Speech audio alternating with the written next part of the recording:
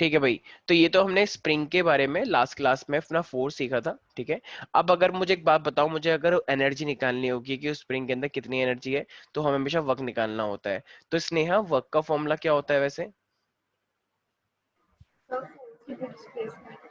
अच्छा ठीक है। अब मान लो अगर आपको पता है कि एक स्प्रिंग को आपने एक छोटे से डिस्टेंस तक स्ट्रेच किया, ठीक है। एक आपके पास स्प्रिंग थी और उस स्प्रिंग को आपने dx तक स्ट्रेच किया, तो फिर वर्क डन भी क्या मानेगा, dw माना जाएगा या फिर पूरा वर्क डन माना जाएगा? मान लो, मान लो ये आपकी एक स्प्रिंग है, ठीक है।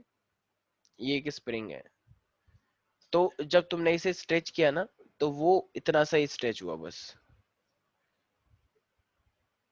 तो ये मान लो मेरे पास इतना हिस्सा है और वो आगे तक भी। तो एक स्प्रिंग को हमने क्या करा है, स्ट्रेच करा है। और अभी के लिए मैंने उसे dx टाइम सी करा है, ठीक है। तो ये पहले यहाँ पर एक ऑब्जेक्ट था, ठीक है, एक ऑब्जेक्ट से अटैच हो रखा है। लेकिन हमने जब उसे स्ट्रेच किया, तो वो यहाँ तक हमने करा, ठीक है। तो मान लेते हैं कि ये कहाँ से कहाँ तक गया है, ये x1 से x2 तक गया है, ठीक है भाई। पहले ये ओरिजिनली x डिस्टेंस पर था और अब ये x2 तक जा चुका है। तो एक काम करते हैं, जब हमने इसे खींचा होगा तो ये छोटा सा डिस्टेंस मान लेते हैं कि ये छोटा सा डिस्टेंस यहाँ तक स्ट्रेच हुआ था, तो ये dx है, ठीक है। अब अगर ये मेरे पास एक dx है, ठीक है भाई। तो अब मुझे एक बात बताओ, मुझे तो पूरा वक्र निकालना है x1 से x2 तक कितना वक्र किया गया है, लेकिन मुझे छोटा सा पता लग गया है dx। तो अगर अब मैं पूरे का इंटीग्रेट कर दूंगा x1 से लेकर x2 तक, तो वो मेरा पूरा वक्र नहीं आ जाएगा? यही तो बताया था मैंने इंटीग्रेशन में, याद आ रहा है कुछ कुछ? तो इसका मतलब अभी हम काम करते हैं, छोटे से का निकाल लेते हैं पहले। हमेशा ऐसे ही करते हैं हम। तो जो f इंटू में हो जाएगा dx, छोटे से डिस्टेंस के लिए छोटा सा वर्क डन। तो छोटा सा वर्क डन हो गया मेरे पास। अच्छा, लेकिन फोर्स का फॉर्मूला क्या होता है? फोर्स का फॉर्मूला क्या लिखा है मैंने ऊपर? माइनस का के एक्स और ये हो जाएगा dx, राइट। तो ये मेरा स्मॉल डी डब्ल्यू आ गया। इंटीग्रेशन के लिए हमेशा पहले आपको स्मॉल निकालना पड़ता है, फिर आपको इंटीग्रेट करना पड़ता है। तो अब आपके पास स्मॉल वर्क डन आ चुका है। अब अगर आपको पूरा वर्क डन चाहिए तो क्या करना पड़ेगा मुझे? Sir integration. जो लोग लेट आए हैं उनको ये नहीं पता होगा इंटीग्रेशन डिफरेंशिएशन होता क्या है। तो कोई बात नहीं, रिकॉर्डिंग हमारी अवेलेबल है, ठीक है। जाइए और यूट्यूब पे सर्च कीजिए IELTS इंटीग्रेशन और डिफरेंशिएशन, सब समझ में आ जाएगा। तो ये डी डब्ल्यू है, जब आप इसका इंटीग्रेशन करोगे तो ये डी डब्ल्यू का इंटीग्रेशन हो जाएगा, एंड इंटीग्रेशन ऑफ माइनस का के एक्स और डी एक्स हो जाएगा। तो डी डब्ल्यू का इंटीग्रेशन करोगे तो क्या हो जाएगा, कैपिटल डब्ल्यू, ठीक है। माइनस का के बाहर निकालना है क्योंकि ये कांस्टेंट होता है, और ये इंटीग्रेशन हो जाएगा एक्स डी एक्स। अच्छा, क्या यहाँ पे लिमिट्स हैं क्या? कहाँ से कहाँ तक जाना है, क्या लिमिट्स दे रखी हैं इस बार? यस सर, x2 से x1 से x2। वेरी गुड, शाबाश, क्या बात है। तो इसका मतलब x1 से लेके x2 तक। अच्छा, इसकी कहाँ से कहाँ तक करोगे, ये तो वही वक्र ही निकलेगा जितना भी जहां से जहां तक है। तो पूरा वक्र है, तो इसका मतलब ये x1 से लेके x2 तक जाना है, ठीक है। अच्छा, मुझे एक बात बताओ, अगर ये लिमिट्स हैं इसकी, तो पहले इंटीग्रेशन करते हैं या लिमिट्स लगा देते हैं? सर पहले इंटीग्रेशन कर। वेरी गुड, शाबाश। तो पहले इंटीग्रेशन करते हैं, एक्स डी एक्स क्या हो जाएगा मेरे पास, x2/2, राइट। याद है ना? जैसे D T into D T, तो वो क्या आता था, t² में 2 आता था। टू। देखो, जैसे मैंने तुम्हें फॉर्मूला बताया होगा सब बच्चों को, अगर ये टी एन है और ये डी टी एन और ये मेरे पास है, कुछ भी हो सकता है यहाँ पे, और ये मेरे पास डी टी है, तो हमेशा क्या बनता है इंटीग्रेशन के बाद वो, तो Tn+1 डिवाइड बाई n+1। याद आया? ये रूल था, हाँ। ऐसे था ना रूल? नहीं आ रहा कुछ कुछ समझ में? अरे देखो, अब x की पावर क्या है, 1 है। तो x की पावर 1 और dx, तो 1+1 कितना हो गया, 2, और डिवाइड बाई 2, ठीक है। तो अच्छा, और फिर हम क्या करते हैं, upper limit minus lower limit लगाते हैं। तो ऊपर क्या है मेरे पास, x2, और नीचे क्या है मेरे पास, x1। अब इस x के अंदर ऊपर वाला आएगा सर, माइनस, हाँ हाँ हाँ, बोलो बोलो। थोड़ा सा ऊपर कर दो, श्योर श्योर। बहुत थोड़ा सा। सर, अच्छा अच्छा, नीचे करो। अच्छा अच्छा, मैं वही तो कहूँ। अब ठीक है, हाँ। ठीक है। तो मेरे पास माइनस का के एक्स हो गया, अब पता नहीं मैं लिखूं कैसे, बट ठीक है चलो। तो इसका मतलब ये मेरे पास फिर क्या हो जाएगा, माइनस का के, अब सर आप देखो। कर दो तो अच्छा मैंने अच्छा, स्क्रीनशॉट ले लिया। ठीक है ठीक। तो ये मेरे पास क्या हो गया, ठीक है भाई। अच्छा मैंने यहाँ पे, मुझे ऐसा लग रहा है कि एक छोटी सी मिस्टेक हो गई है। क्या हो गई है मिस्टेक, क्योंकि मैंने एक्स एक्स बाहर लिख दिया, ये मल्टीप्लाई एक्चुअली में, ठीक है ना। ये गड़बड़ हो गई मेरे से। आई गेस कुछ बच्चों को नोटिस हो गया होगा, लेकिन उन्होंने बोला नहीं शर्म के मारे। ठीक है। तो ये मेरे पास माइनस का के है भाई, एक्स डी एक्स हो गया ना, तो एक्स स्क्वायर अपॉन में 2 एक्स बाहर कैसे ले लिया आपने। ठीक है। तो ये मेरे पास हो जाएगा माइनस का के। अब हम क्या करेंगे, upper limit minus lower limit.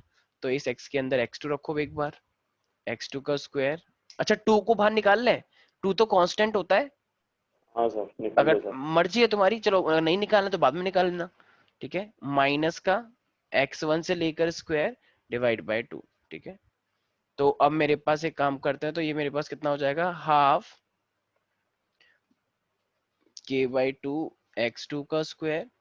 अच्छा ये माइनस हुआ है ना, और जब ये ऐसे अंदर जाएगा तो फिर माइनस ही रहेगा ऑफ कोर्स, क्योंकि ये माइनस का के है, तो ये x2 माइनस, देखो ये माइनस एक कॉमन है एक तरह से इनके लिए। ठीक है। तो जब ये अंदर जाएगा तो इसे, तुम्हें नहीं लगता कि ये प्लस हो जाना चाहिए मेरे हिसाब से तो। भाई ये माइनस तो कॉमन है ना, तो माइनस माइनस जब ये अंदर की साइड जाएगा तो आपको नहीं लगता कि ये प्लस हो जाना चाहिए। तो ये हो यस जाएगा सर। k/2 x1 का स्क्वायर। अच्छा अब ऐसे हमने बोल दिया, इसको रीअरेंज कर लो भाई, पॉजिटिव वाला पहले लिखते हैं ना। जैसे मान लो एक बच्चे ने बोला कि बच्चे जरा ये करके दिखाओ -5 + 1, -5 + 1 अजीब सा लग रहा है। ये बोलो ना 1 - 5, स्टार्टिंग वाला हमेशा पॉजिटिव लिया जाता है ना, अच्छा लगता है बोलने में। तो इसीलिए इसको आगे लिख दो। तो k x1 का स्क्वायर बाय 2 माइनस हाफ, मतलब वही k x2 का स्क्वायर। तो ये जो मेरे पास हम निकल के आया ना, तो ये आया मेरे पास वर्क डन। अच्छा यार जरा मुझे एक बात बताओ, तुमको नहीं लगता काइनेटिक एनर्जी भी कुछ कुछ ऐसा ही आया था, the change in kinetic energy is equal to work done. तो ऐसे ये भी आया है, बस यहाँ पे v की जगह पे x है। हाफ एम वी स्क्वायर था ना, half m v square minus का हाफ एम यू स्क्वायर। तो चेंज इन काइनेटिक एनर्जी इसी तरीके से यहाँ पे एनर्जी है, तो हाफ के एक्स स्क्वायर तुम्हें याद रखना है। तो स्प्रिंग के अंदर जो एनर्जी होती है वो हाफ के एक्स स्क्वायर होती है। ठीक है, वैसे अगर निकालनी है, और अगर तुम कहीं से कहीं पे गए हो, पर्टिकुलर वन पॉइंट से दूसरे पॉइंट तक गए हो, तो तुम्हें क्या करना पड़ेगा, इनिशियल पॉइंट माइनस का फाइनल पॉइंट। तो हम बोल सकते हैं कि वर्क जो होगा वो क्या होगा मेरे पास, initial energy minus final energy, क्योंकि x2 पर तो फाइनल एनर्जी रही होगी ना।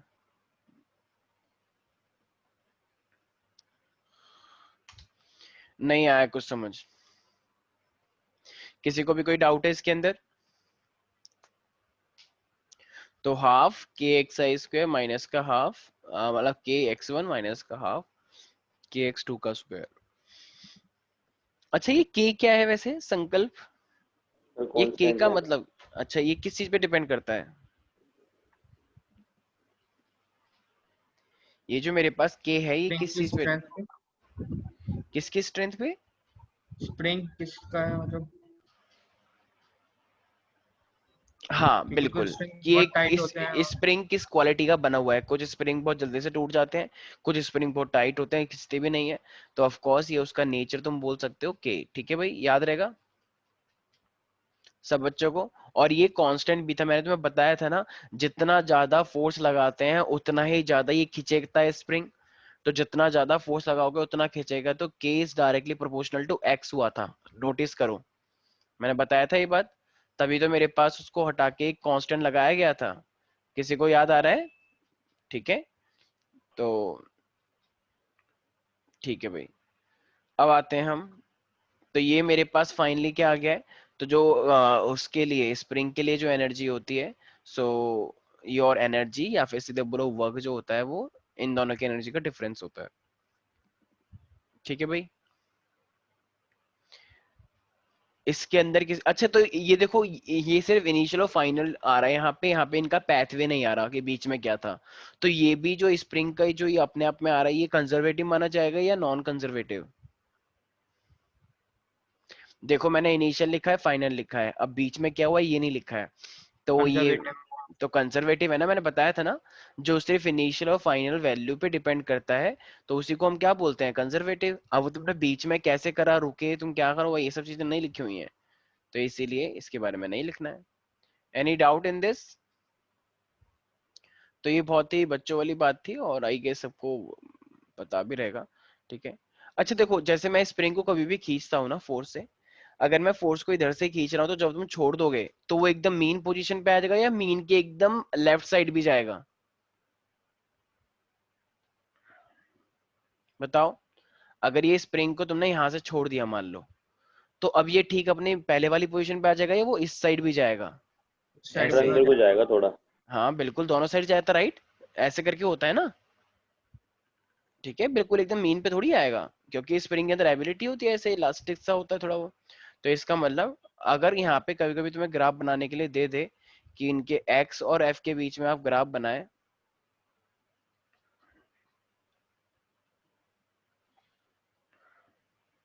ठीक है, तो वो पॉजिटिव भी जाता है, नेगेटिव भी जाता है, और आपको पता है कि फोर्स के साथ साथ क्या होता है, तो जितना आप फोर्स बढ़ाते हो उतना ही ज्यादा मेरे पास एक्स भी बढ़ता है, राइट। तो इसीलिए आपको एक बात याद रखनी है, क्या, तो इसका जो ग्राफ आता है ना, वो कुछ कुछ इस तरीके से आता है। अब ये क्या है, बताता हूँ। मान लो ये तुम्हारा फोर्स था, ठीक है, और ये तुम्हारे पास एक्सएम था। एक्सएम का मतलब क्या है, कि कोई भी तुम्हारा डिस्टेंस स्ट्रेच हुआ है, या एक्स इस तरीके से स्ट्रेच हुआ है। तो भाई जब तुमने इस साइड खींचा था, जब तुम्हारा फोर्स पॉजिटिव था, तो उसके आगे माइनस लगा हुआ था ना, तो इसीलिए यहाँ पे जो फोर्स हो जाएगा वो हो जाएगा माइनस का के एक्स, ठीक है, ये। लेकिन जब वो उधर की साइड जाएगा, तो वो यहाँ पे आने की कोशिश करता है, तो जब फोर्स नेगेटिव हो जाएगा, तो इसलिए वहां पे डिस्टेंस पॉजिटिव माना जाता है। तो इसलिए इसका ग्राफ कुछ कुछ इस तरीके से आता है, मतलब डिस्टेंस और फोर्स के बीच में एक तरह से नेगेटिव वाला रिलेशन है ना, माइनस। क्यों, जैसे मैंने तुम्हें बताया था, मान लो अगर एक स्प्रिंग है, एक स्प्रिंग को अगर तुम इधर की साइड फोर्स लगाना चाह रहे हो, तो वो अंदर मतलब तो तुमने खींचा तो ऐसे, लेकिन वो उसके अंदर जो फोर्स डेवलप हुआ है, वो तो उस साइड जाना चाहता है ना, याद आया। तो वो उसकी डायरेक्शन हुई ऐसे, और डिस्प्लेसमेंट हो रहा है ऐसे। अब वो स्प्रिंग मान लो अंदर की साइड चली गई ऐसे, इधर की साइड, तो अब वो तो इसका मतलब फोर्स उसका, जो वो स्प्रिंग यहाँ पर आ गई है ऐसे, तो हम फोर्स तो मतलब फाइनली अंदर की साइड तो जा रहा है वो। मैं ये कह रहा हूँ, मैंने अगर स्प्रिंग को ऐसे खींचा है, तो अंदर का फोर्स उसे उल्टी डायरेक्शन में लेके जाना चाहता है, ठीक है, तो नेगेटिव साइन आ गया माइनस के एक्स। जब स्प्रिंग को तुमने अंदर की साइड, मान लो तुम अगर स्प्रिंग को अंदर की साइड दबाओगे, तो उसका फोर्स वापस आना चाहेगा इस डायरेक्शन में, तो इसीलिए ये मेरे पास नेगेटिव है, ठीक है। तो जब तुमने फोर्स को पॉजिटिव बनाया है, तो डिस्टेंस को नेगेटिव बनाओगे, और जब डिस्टेंस को नेगेटिव बनाया है, तो फोर्स को पॉजिटिव बनाओगे, ठीक है भाई, याद रहेगा सब बच्चों को। मान लो ये एक पॉइंट है पी, तो इस पॉइंट पे जरा बताना, तूने पढ़ा होगा कोऑर्डिनेट एब्सीसा, ये सब पढ़ा होगा ना, एक्स और वाई का कोऑर्डिनेट। तो जरा बताना, अगर ये मेरे पास पी है, तो यहाँ पे एक्स की वैल्यू नेगेटिव है या पॉजिटिव? नेगेटिव। नेगेटिव, तो फोर्स की वैल्यू क्या आएगी? पॉजिटिव। सिंपल है, तो वही तो हुआ था, force is equal to minus k x. अगर एफ नेगेटिव है, तो एक्स क्या होगा, ऑफ कोर्स पॉजिटिव, ठीक है। तो ये चीज याद रहेगी, ये देखने में लग रहा है सर बहुत, हाँ हाँ हाँ, सर ये क्या था फिर से? अच्छा अच्छा पी ठीक, पी नेगेटिव। अच्छा अच्छा एक सेकेंड, वो पढ़ा है ना, जैसे मान लो ये पी पॉइंट है, तो इसके जो कोऑर्डिनेट होते हैं वो ऐसे करके निकालते हैं, याद आ रहा है? अच्छा हाँ हाँ, हाँ तो हाँ। पहले वैल्यू किसकी रखते हैं? एक्स की। हाँ, तो एक्स यहाँ पे नेगेटिव होगा या पॉजिटिव? एक्स यहाँ पे नेगेटिव होगा नेगेटिव पॉजिटिव? हो। नेगेटिव होगा ना, ये नेगेटिव है, और ये फोर्स की वैल्यू क्या होगी, पॉजिटिव, ठीक है, यही तो चीज समझा रहा हूँ। ऐसी मान लो अगर ये पॉइंट है, मान लो मेरे पास क्यू, अब जरा इस क्यू पे बताना, फोर्स की वैल्यू नेगेटिव होगी या पॉजिटिव? नेगेटिव। नेगेटिव, और एक्स की वैल्यू क्या होगी? पॉजिटिव। पॉजिटिव। तो इसका मतलब यहाँ पे फोर्स और डिस्टेंस के बीच का रिलेशन कैसा है, नेगेटिव है या पॉजिटिव है? फोर्स नेगेटिव और डिस्टेंस पॉजिटिव है। हाँ, मतलब इनवर्स रिलेशन है ना, एक तरह से नेगेटिव वाला रिलेशन है, एक जैसा नहीं है, ठीक है भाई। तो ये तो हुआ हमारे पास सिंपल एफ और एक्स के बीच का। अब इसी डायग्राम को देख के ना तुमसे बोलेगा कि अगर मान लो हमें वर्क निकालना होता है, तो वर्क निकालना होगा तो हम क्या करेंगे। तो देखो जब भी तुम्हें वर्क निकालना पड़ेगा, एनर्जी निकालना पड़ेगा ना, तो ठीक उसका एरिया निकाल दो। वही मेरे पास क्या माना जाता है उसका, जैसे मान लो मैंने तुमसे बोला कि ये Q है और ये T है, ठीक है। तो Q इस पॉइंट तक, मतलब ओरिजिन से लेके Q तक आपको क्या निकालना है, इसका वर्क निकालना है। ठीक है भाई, मैं क्या कह रहा हूँ तुमसे कि ये Q है, Q तक आपको इसका क्या निकालना है, कितना वर्क हुआ है करने में, ये निकालो। तो तुम क्या करोगे, ठीक इसका एरिया निकाल दोगे। ये चीज ध्यान रखनी है सबको। तो जब भी वक्त तुमसे पूछेगा तो तुम्हें क्या निकालना है, ठीक इसका एरिया, यहाँ से लेकर यहाँ तक ये ट्राइंगल है, तो हाफ बेस इंटू एल्टीट्यूड करो और इस तरीके से निकाल लोगे। ठीक है भाई। तो अब अगर मैं स्प्रिंग के केस की बात करता हूँ, तो जरा मुझे एक बात बताओ, स्प्रिंग के केस के अंदर जो फोर्स होता है और जो डिस्प्लेसमेंट होता है, उनके बीच का रिलेशन कैसा है, आपस में पॉजिटिव पॉजिटिव रहता है या एक पॉजिटिव तो दूसरा नेगेटिव रहता है। जब एक पॉजिटिव है दूसरा नेगेटिव रहता और अगर मुझे ग्राफ से अगर ये निकालना हो कि वर्क डन कितना है या फिर उसके अंदर एनर्जी कितनी स्टोर है, एनर्जी और वर्क डन तो एक ही बात होती है, तो एनर्जी कितना है, कितना स्टोर है, तो वो कैसे निकालेंगे हम, बाय, है, एरिया फाइंड करेंगे। तो we will find out the area. तो अगर हमसे वो एनर्जी पूछे कि एनर्जी कितनी स्टोर है, यू का मतलब एनर्जी, या वो वर्क पूछे, तो तुम क्या निकालोगे, फाइनली उसका एरिया जिस पॉइंट पे वो पूछना चाह रहा है। ठीक है भाई, ये चीज याद रहेगी सब बच्चों को।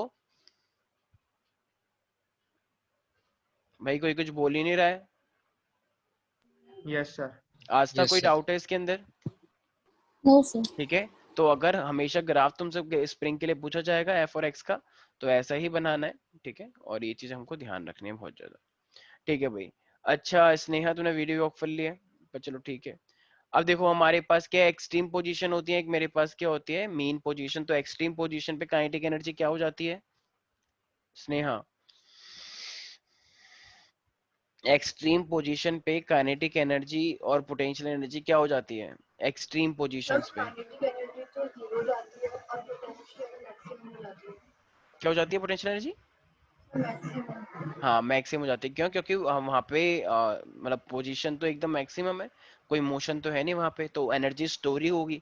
तो स्टोरिंग एनर्जी पोटेंशियल होती है, और जो मोशन वाली एनर्जी आ जाती है वो मेरे पास काइनेटिक होती है। ठीक है भाई, तो ये चीज याद रहेगा सब बच्चों को। तो देखो स्प्रिंग के केस में भी ऐसा होता है, देखो अभी स्प्रिंग बीच में है, सारे बच्चे ध्यान सुनना, अगर अभी स्प्रिंग बीच में है तो स्प्रिंग को भी तो खींच सकते हो तुम। ठीक है, तो स्प्रिंग को खींच के वो ऐसे करके जा रही है, तो तुम्हें नहीं लगता ये एक तरह से पेंडुलम जैसा काम कर रही है, राइट भाई। देखो पेंडुलम ऐसे ऐसे करके जाता है, तो ये उसकी बीच में मीन पोजीशन होती है और ये एक्सट्रीम होती है। अब ऐसी ऐसी अगर तुम इस पेंडुलम को ना लेके अगर तुम स्प्रिंग ले लोगे, तो स्प्रिंग को अगर तुमने बीच में से खींचा ऐसे, तो स्प्रिंग भी तो ऐसे ऐसे करके जाता है।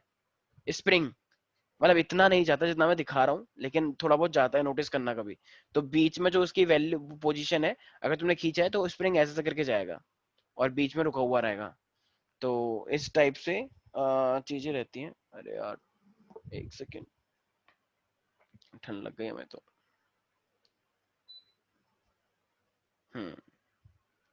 तो ये हमारे पास है, ठीक है, इस तरीके से वक्त निकालना। तो अब मुझे एक बात बताओ, यहाँ पर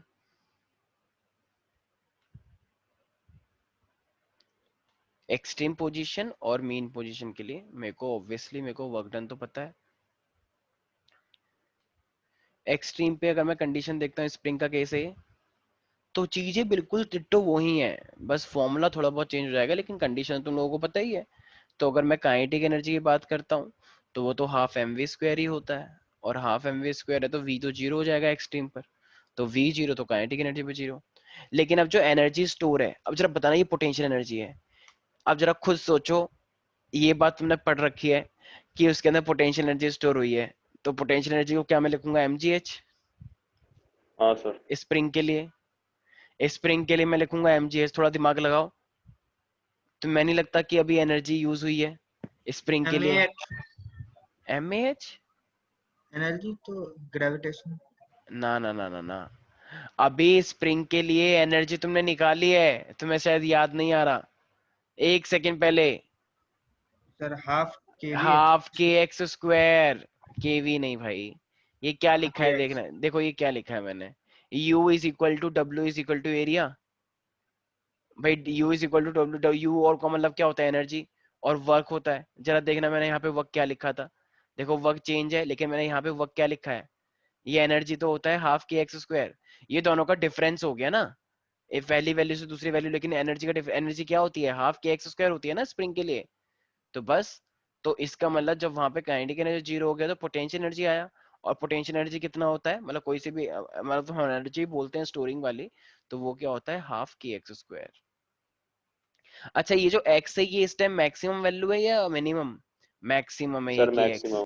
ठीक है, क्योंकि क्योंकि यहाँ पे जब तुम एक्सट्रीम पे गए हो तो तुमने अपना मैक्सिमम कवर किया होगा ना डिस्टेंस, यहाँ से लेकर यहाँ तक, ये मीन है, तो यहाँ से लेकर यहाँ तक मैक्सिमम ही तो हो, तभी तो ये मेरे पास एक्सट्रीम बनेगा।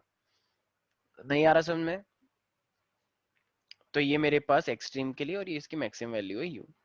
अच्छा इंटरमीडिएट पोजीशन पे क्या रहेगा, बीच वाली पोजीशन पे? दोनों इक्वल रहेंगे। अगर स्प्रिंग बीच में आ गया, मान लो अभी तुमने छोड़ा था उसे, अब वो बीच में आ गया है, तो बीच में आ गया है तो फिर अब क्या कंडीशन है, जरा बताओ इंटरमीडिएट पोजीशन पे। सर दोनों बराबर।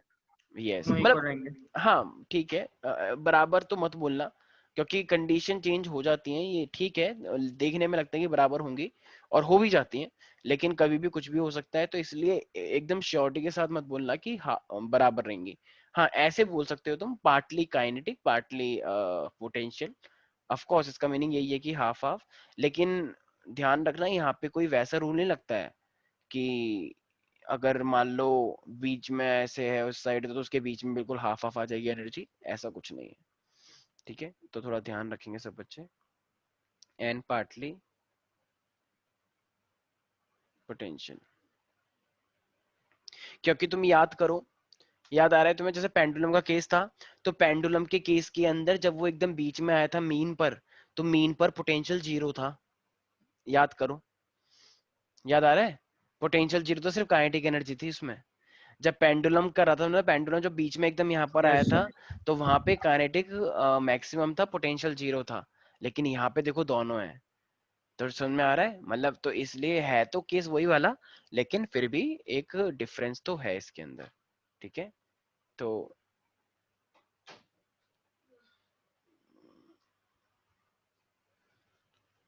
अब ये मेरे पास तो पार्टली नेगेटिव है और partly I mean partly kinetic है और पार्टली मेरे पास पोटेंशियल। अच्छा अब अगर मैं बात करता हूँ एक्सट्रीम, तो दूसरा वाला एक्सट्रीम पे भी यही हो जाएगा, सिंपल सी बात है। ठीक है, तो भाई तो एक्सट्रीम जैसे ये है इस साइड वाला, तो वही एक्सट्रीम उस साइड भी हो जाएगा। तो बस ये चीजें याद रखने वाली हैं और कुछ नहीं है इसके अंदर। हाँ कभी कभी बच्चे इस चीज पे कंफ्यूज होते हैं कि सर एक बात बताओ, आपको पता है कि जो टोटल एनर्जी होती है वो काइनेटिक होती है और वो पोटेंशियल होती है, ठीक है? तो total energy is equal to kinetic plus potential. तो काइनेटिक को तो आप हाफ mv स्क्वायर लिख रहे हो, ठीक है, पोटेंशियल को आप हाफ के एक्स स्क्वायर लिख रहे हो, तो जो टोटल एनर्जी आएगी फिर हम उसे क्या लिखेंगे, वो किस फॉर्म में लिखेंगे सर? बच्चे ऐसे क्वेश्चन पूछते हैं और वो एग्जाम में भी आते हैं। तो ध्यान रखना, चूंकि ये मेरे पास स्प्रिंग का केस है, तो स्प्रिंग के केस के अंदर टोटल एनर्जी भी किसके फॉर्म में ली जाती है, हाफ के एक्स स्क्वायर के फॉर्म में ही ली जाती है। ठीक है, तो अगर मैं तुमसे, देखो तुम्हें पता है ना मैकेनिकल एनर्जी बोलते हैं दोनों को मिला के, तो यहाँ पे वो जो टोटल एनर्जी आएगी ना, टोटल एनर्जी, तो टोटल एनर्जी क्या का मतलब क्या है कि दोनों टाइप की एनर्जी, काइनेटिक एनर्जी भी होगी और पोटेंशियल एनर्जी भी होगी। तो काइनेटिक एनर्जी का तो सबको मीनिंग पता ही है, हाफ mv स्क्वायर होता है, क्योंकि वेलोसिटी आएगी तभी आएगी। लेकिन जो पोटेंशियल एनर्जी स्प्रिंग के अंदर आती है वो क्या होती है, हाफ के एक्स स्क्वायर, अभी बताया। तो अब जब टोटल एनर्जी की बात आएगी ना, तो टोटल एनर्जी को तुम इसी के टर्म्स में लिखोगे जो तुमने अभी देखा है, हाफ, टोटल एनर्जी का मतलब मैक्सिमम एक्सटेंशन पे आई होगी, तो इसलिए इस तरीके से लिखा जाता है। ठीक है भाई, तो अगर तुम्हें के पता है, ये के और के वैसे तो एक ही बात है वाला के, ठीक है, तो हम रिलेशन भी निकाल सकते हैं कुछ। तो अब अगर रिलेशन निकालने की बारी आएगी तो क्या मैं रिलेशन निकाल सकता हूँ? बिल्कुल निकाल सकता हूँ। एक काम करो, इस हाफ के एक्स स्क्वायर को इधर लेकर आ जाओ, ये तो मैक्सिमम एक्सटेंशन वाला है, तो लेकर आओगे तो इससे तुम अपना वेलोसिटी निकाल सकते हो। तो देखो क्या आएगा मेरे पास, अगर मुझे वेलोसिटी, वैसे तो ये इतना रिलेशन है, वेलोसिटी भी अगर निकालनी होगी तो मैं निकाल सकता हूँ। कैसे? अगर तुम फोर्स करो तो देखो, तो ये मेरे पास कितना हो जाएगा, एक्स एम का स्क्वायर माइनस का एक्स स्क्वायर, और ये हो जाएगा मेरे पास हाफ एम वी स्क्वायर। तो भाई अब हाफ से हाफ कट जाएगा, तो मेरे पास क्या आ जाएगा, तो वेलोसिटी का मेरे पास वी स्क्वायर है, तो अंडर रूट आ जाएगा ना फिर, तो ये हो जाएगा k बाय एम, और ये हो जाएगा एक्स एम का होल स्क्वायर माइनस का एक्स का होल स्क्वायर। ठीक है भाई, तो ये इस तरीके से। कोई डाउट है किसी को? सर ये टोटल एनर्जी हाफ के एक्स एम स्क्वायर कैसे हाँ होगी? हाँ, मैं वही बोल रहा हूँ कि टोटल एनर्जी को हमने एक्चुअली, जैसे दोनों का ही समेशन है, काइनेटिक और पोटेंशियल। ठीक है, तो ये जो टोटल एनर्जी है दोनों का ये सम है, और इसी को हम किसके टर्म्स में लिख रहे हैं, जो अभी हमने ड्राइव किया, energy is equal to half k square. मतलब हुआ नहीं है, ये बस हम मान के चलने की जो टोटल एनर्जी होती है स्प्रिंग के, जैसे स्प्रिंग में अगर जब भी तुम्हारे दिमाग में पूछूंगा कि बताओ स्प्रिंग, और जब मैं तो बताऊँ कि स्प्रिंग के अंदर एनर्जी, तो तुम्हारे दिमाग में हमेशा एक ही चीज आनी चाहिए, हाफ के स्क्वायर। ठीक है, तो हाफ के स्क्वायर ही होती है जब भी मैं टोटल एनर्जी की बात करूं, चाहे मैं पोटेंशियल एनर्जी की बात करूं। बस काइनेटिक है जो हाफ के स्क्वायर तुम नहीं बोलोगे, क्योंकि इसमें वेलोसिटी होती है, और हाफ के स्क्वायर में कोई वेलोसिटी नहीं है। देखो ये एक्स क्या है, ये एक्स वही तो पोजीशन है ना उसकी, डिस्टेंस वाला, यहाँ पर है, यहाँ पर है, यहाँ पर है, तो पोजीशन हुआ ना। तो इसका मतलब टोटल एनर्जी को भी मैं पोजीशन के टर्म्स में ही लिख रहा हूँ, तो वो हाफ के स्क्वायर हो गया। ठीक है भाई, तो टोटल है। मान लो अगर मैं बोलता कि टोटल को भी अगर वेलोसिटी के टर्म्स में लिखो, तो लिख सकते थे, लेकिन वेलोसिटी को हमने प्रायोरिटी दी ही नहीं है, हमने पोजीशन को दी है। ठीक है, काइनेटिक पोटेंशियल हमें पता है, बस टोटल एनर्जी को भी हमने पोजीशन के उसमें ही दिखाया है। तो आई होप ये बहुत सिंपल सी बात है, याद रहेंगी। मान लो कभी कभी क्वेश्चन पूछ लेता था कि मान लो आपकी टोटल एनर्जी जीरो है, अगर टोटल एनर्जी जीरो है तो फिर इसका मतलब kinetic plus potential is equal to zero लिख सकते हैं, बस इसमें न्यूमेरिकल आ सकता है। मान लो तुम्हें v दिया हाँ जा सर। रहा है, x दिया जा रहा है, तो वैल्यू निकाल लोगे। ठीक है, तो इस चीज का तुम्हें ध्यान रखना है। अच्छा, यहाँ पर भी ग्राफ आता है। ठीक है, तो यहाँ पर भी किस टाइप का ग्राफ आएगा, कि अगर तुम्हारे पास एक स्प्रिंग है,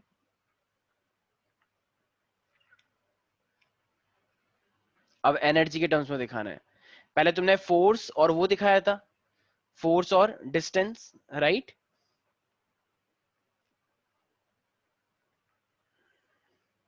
अब ये यहाँ पे आ सकता है कि मान लो आपका एक इंटरमीडिएट पॉइंट है बीच में,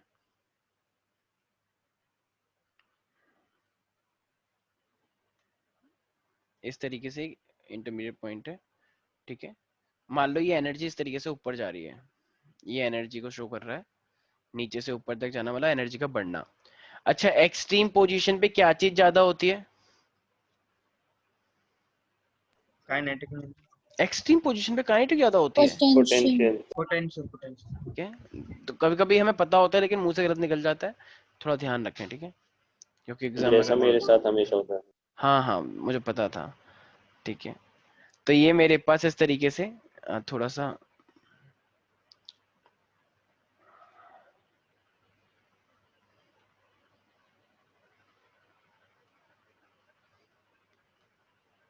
सर ये क्या है, तीर कमान?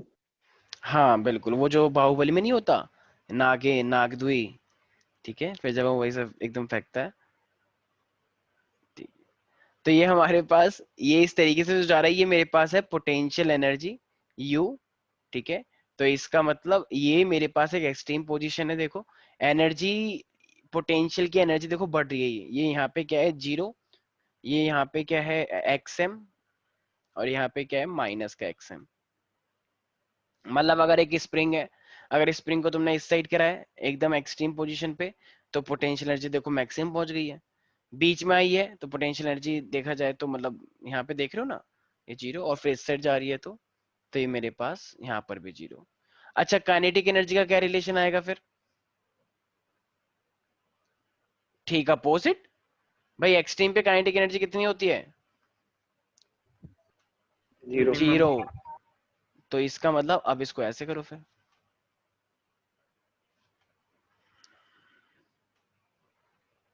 इस तरीके से। ठीक है, ये तो एक्स मतलब बीच में तो काइनेटिक एनर्जी कुछ ना कुछ होती है, और ये ऐसे। ठीक है, प्रॉपरली बनाना थोड़ा सा।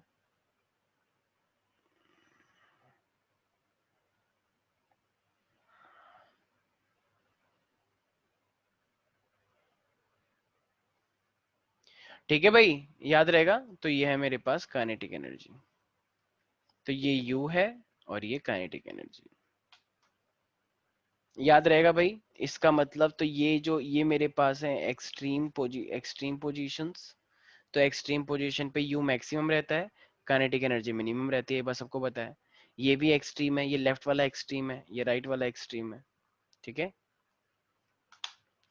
किसी को भी इस ग्राफ के अंदर कोई भी डाउट है?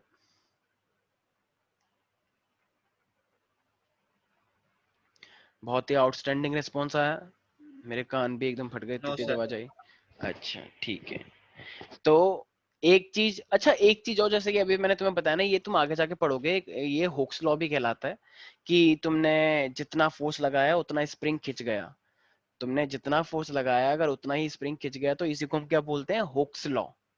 ठीक है, ये हुक्स लॉ कहलाता है। हुक था एक साइंटिस्ट का नाम, जैसे हुक होता है ना, हुक कहते हैं कि भाई दीवार पे हुक लगा दे, या तनी हुक का नाम तो सुना ही होगा तुम लोगों ने कि इसमें हुक नहीं लगा हुआ है, तो ये हुक का मतलब ये हुक्स लॉ है।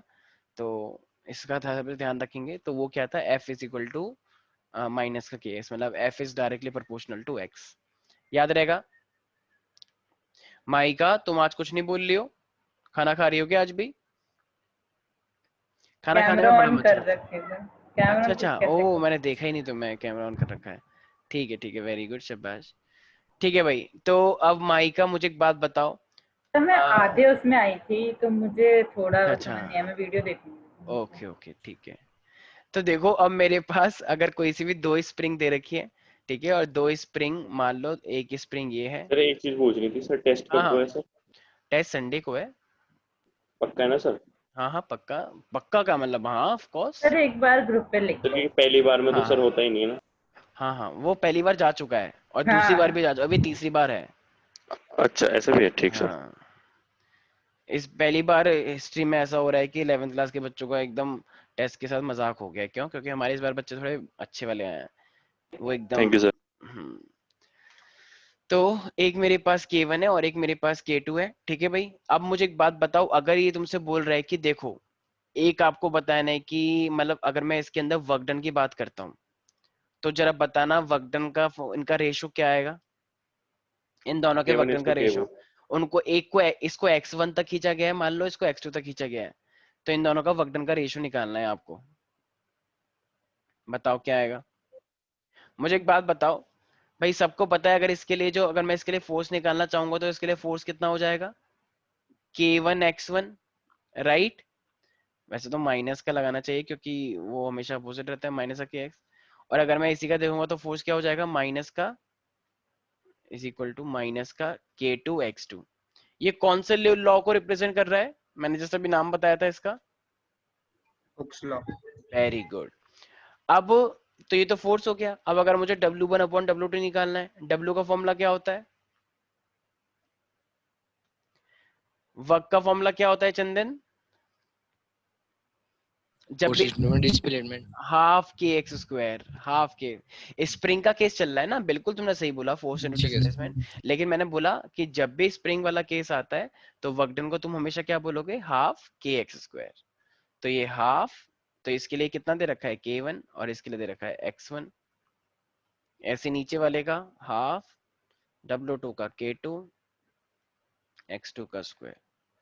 तो हाफ से हाफ कट जाएगा प्यारे प्यारे बच्चों, तो ये मेरे पास हो जाएगा K1 X1 का square divide by K2 X2 का स्क्वायर। ठीक है ना भाई? तो किसी को कोई डाउट तो नहीं है इसके अंदर? बहुत ही बच्चों वाली बात है ये। ठीक है, अच्छा मान लो अगर तुम्हें ये क्वेश्चन दे दिया होता कि इन दोनों को हमने सेम ही स्ट्रेच किया है, जितना ऊपर स्ट्रेच किया है उतना ही मैंने नीचे स्ट्रेच किया है। अगर मैं तुमसे बोलता इफ दोनों स्प्रिंग को इक्वली स्ट्रेच किया गया है, तो अगर दोनों स्प्रिंग को इक्वली स्ट्रेच किया गया है तो क्या बन जाता फिर मेरे पास रेशो ये? K1/K2। वेरी गुड, क्योंकि X1 X2 बराबर हो जाता, कट जाता, हाफ से हाफ कट जाता, तो ये आ जाता मेरे पास K1/K2। ठीक है, इस टाइप के क्वेश्चंस भी एग्जाम में तुम्हें देखने को मिलते हैं। ठीक है, बहुत बच्चों वाली बातें हैं ये। हाँ, जिनको मैथ्स में इंटरेस्ट नहीं है उनके लिए थोड़ा वैसा होगा कि ये सब क्या हो रहा है, क्यों हो रहा है, किस लिए हो रहा है, हमें क्या पता लगा ये सब क्या हो गया, कोई बात नहीं। ठीक है भाई, अच्छा अब मान लो एक स्प्रिंग को ना तुमने ऐसे लेटा नहीं रखा, तुमने उसे लटका दिया ऊपर, ठीक है, जैसे यूजुअली जैसे तुम वेट मेजर करते हो ना, कि मान लो माहिका ने मान लो बाजार से वो लेकर आई 1 किलो के आलू, ठीक है, कि मुझे आलू बहुत पसंद है, ठीक है, क्योंकि उसमें स्टार्च होता है। तो ये फाइनली इसने देखा, लेकिन इसको डाउट हुआ कि वो वाला दुकानदार थोड़ा बदतमीज है, वो क्या पता उसने चीटिंग करी हो, क्योंकि 1-2 आलू कम डाले हैं उसने। तो इसने एक डिवाइस मंगवाया अमेजोन से, ठीक है, वो 1000 रुपए का था, तो चेक करने के लिए कि आलू ज्यादा है या कुछ कम है। तो फाइनली इसने क्या है, उसमें स्प्रिंग होती है ना, देखा होगा तुम लोगों ने, देखा होता है ना, से कांटा लगा होता है उसमें, डिवाइस का नाम मैं भूल गया हूँ, मेजरिंग डिवाइस होता है ना वो एक तरह से। तो उसमें इसने आलू डाले, तो वो आलू फाइनल मतलब तो उसमें दिखा रहा था 0.8 kg। तो माया कह रही मुझे पता था ये, ठीक है। तो फाइनली मुझे एक बात बताओ, तो अब ये यहाँ पे फिजिक्स लगाने लग गई, चलो ठीक है उसने चीटिंग करी है, करने दो, चीटिंग तो हर कोई करता है, तुमने भी करी होगी शायद, ठीक है। तो अब वो एग्जाम में नहीं कर रहा बस चीटिंग। तो अब ये मेरे पास क्या है, मान लो ये मेरे पास एक वो आलू में बहुत सारे, ठीक है, तो ये इन टोटल मिला के ये अपने आप में एक वेट है, तो इन सबका वेट कहाँ जा रहा होगा, नीचे की साइड। क्या स्प्रिंग टूट गई? नहीं नहीं। टूटी। तो इसका, और जो स्प्रिंग एक स्ट्रेच हुई है, तो इसके अंदर जो फोर्स लग रहा होगा वो क्या लग रहा होगा, kx। भाई अभी तो बताया, जब भी स्प्रिंग स्ट्रेच होती है तो कितना फोर्स लगता है उसके अंदर, माइनस का माइनस kx, ठीक है, माइनस का अपोजिट, ठीक है। अगर तुम सिर्फ मैग्नीट्यूड मैग्नीट्यूड लेके चलोगे तो देखो, क्या मैं ये बोल सकता हूँ कि ये दो फोर्स आपस में इक्वल हो गए होंगे? तभी तो भाई, ना तो आलू नीचे गिर रहे और ना स्प्रिंग टूट रही, तो वो दो चीज आपस में बैलेंस है ना राइट नाउ। नहीं आ रहा कुछ समझ में? अरे भाई, एक स्प्रिंग है और स्प्रिंग में तुमने कोई वेट नीचे लटका दिया, वेट है mg, और स्प्रिंग भी खिंच गई, ना तो स्प्रिंग टूट रही है ना आलू नीचे गिर रहे हैं, ये बिल्कुल लटका हुआ है। तो उस टाइम पे इक्विलिब्रियम बोलेंगे नहीं बोलेंगे? क्यों बोलेंगे? क्योंकि जो चीज ऊपर लग रही है वो चीज नीचे भी लग रही है, तो mg को बैलेंस, mg नीचे क्यों नहीं जा रहा, क्योंकि mg के ऊपर एक इक्वल अपोजिट फोर्स लग गया है, और वो कौन लगा रहा है, वो स्प्रिंग लगा रही है। यही तो होता है, यही तो मैं तुम्हें कितनी बार समझाया है, न्यूटन लॉज में बताया है कि अगर एक वेट नीचे और अगर वो नीचे नहीं गिर रहा है, इसका मतलब ऊपर अपोजिट में इक्वल फोर्स लग रहा होगा जरूर। तो यहाँ पे मैं क्या किस चीज को बराबर कर सकता हूँ, तो एक फोर्स तो है मेरे पास वेट वाला और एक फोर्स है मेरे पास स्प्रिंग वाला, राइट।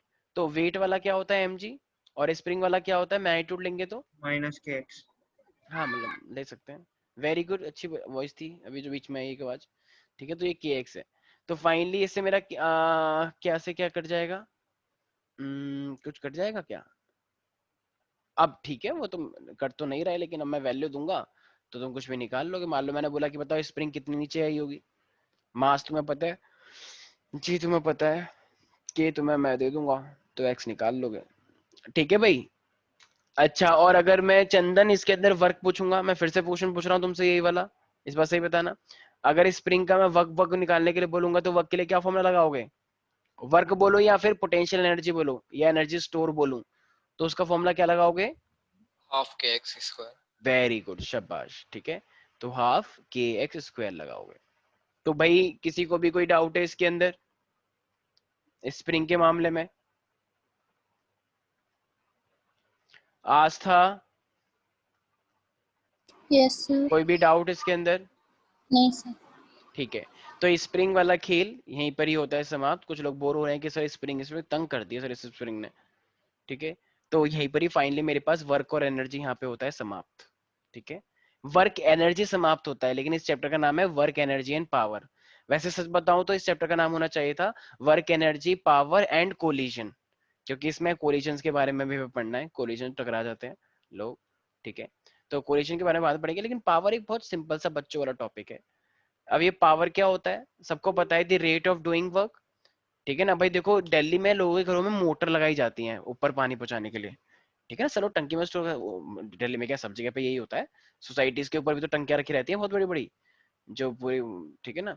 तो इसीलिए दिल्ली के अंदर क्या होता है, देखो अब मान लो किसी का 1 मंजिल घर है या 2 मंजिल घर है, तो वो अच्छी वाली मोटर लाएगा या सस्ती वाली लाएगा? सस्ती वाली लाएगा, 2 मंजिली तो है। लेकिन एक चेरी काउंटी वाला है, चेरी काउंटी को मान लो 20th फ्लोर तक अगर पानी पहुंचाना है, तो क्या वो सस्ती वाली लाएगा 500 रुपए की मोटर?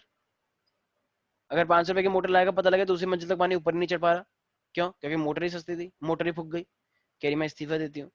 तो इसीलिए अगर तुम्हें 20 तक पहुंचाना है तो 20 तक पहुंचाने के लिए तुम्हें अच्छी हॉर्स पावर की मोटर लानी पड़ेगी। और तुमने देखा होगा बेसमेंट के अंदर आवाज भी आती रहती है बहुत तेज तेज, तो वो किसकी होती है? मोटर की तो होती है, क्योंकि वो पानी पहुंचा रही होती है, बहुत तेज तेज बड़ी बड़ी मोटरें होती हैं। तो इसका मतलब उतने ही टाइम में ज्यादा वर्क कौन कर रहा है? चेरी काउंटी वाली या दिल्ली वाली? चेरी काउंटी वाली, क्योंकि उतने ही टाइम में ज्यादा पानी पहुंचा रही है, ज्यादा वर्क है, ज्यादा एनर्जी ले रही है। तो वही तो पावर का फर्क होता है। लोग कहते हैं भाई भैया मोटर लेकर आना ज्यादा पावर वाली, इसका मतलब जो कि सेम टाइम में ज्यादा वर्क करे। तो पावर का फॉर्मूला क्या होता है? Rate of doing work. तुम कितने कम टाइम में कितना ज्यादा वर्क कर रहे हो, इसे ही तो पावर बोलते हैं। ठीक है भाई। तो कितने टाइम में कोई बंदा कितना वर्क कर रहा है, कौन सा डिवाइस कितने टाइम में कितना वर्क कर रहा है, तो वही क्या होता है? मेरे पास पावर कहलाता है। किसी को कोई डाउट है इसके अंदर? So what is the definition for power? So the rate of doing work. ये तो तुमने 9th क्लास में पढ़ रखा है। कुछ बच्चे ऐसे बिहेव कर रहे हैं कि हमने नाम ही पावर का पहली बार सुना है, और उसके अंदर ये आ गया, ये तो और भी पहली बार है। ठीक है भाई। देखो व्हाट एन आउटस्टैंडिंग रिस्पॉन्स। ठीक है, तो अब जरा मुझे कोई एक इंसान बता दे पावर की डायमेंशन क्या होगी? डायमेंशन।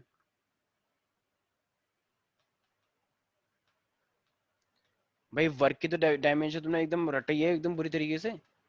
ml2 t-2 t-2 पूरी पावर की बोल रही हो क्या? t-1 very good. नहीं -1 नहीं नहीं नहीं, हाँ t-3 होगा ना। नीचे टाइम आ गया ना, तो ऊपर चले जाएगा -1 में।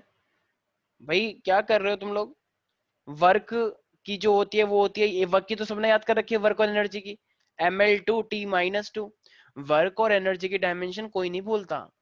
लेकिन हमारे इस बार के बैच के बच्चे सेलेक्ट होकर आए हैं, क्योंकि इस बार प्रोसेस बहुत लंबा था ना, तो सिलेक्ट हुए थे बच्चे बहुत ज्यादा, 4-5 प्रोसेस थे, और तो इसलिए उन पे बहुत ज्यादा लोड है, तो इसलिए ये सब चीजें याद नहीं रह पाती हैं। कोई बात नहीं, हम समझते हैं ये बात।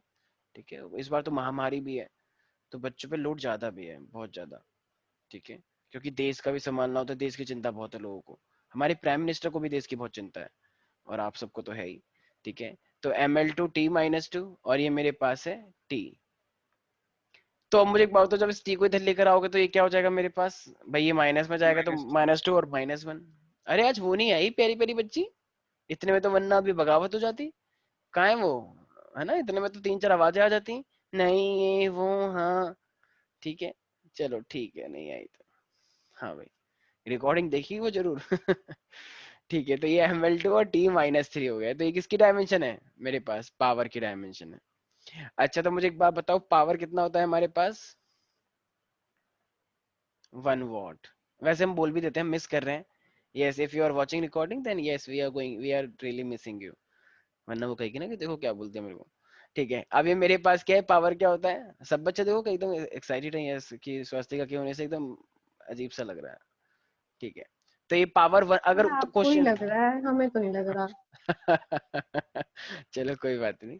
ठीक है, वो अंदर अंदर तो मैं लग रहा है, लेकिन तुम बस उसे फील नहीं कर पा रही हो। ठीक है, वो बाद में तुम्हें पता लगेगा कि हाँ, कि मतलब कुछ लोग अपने दिल की आवाज नहीं सुन पाते। याद है ना वो लास्ट में क्या होता है जब भी मेट में नहीं सर, आदित्य में आपकी फेवरेट है ना, तो आपको ऐसा लग रहा है।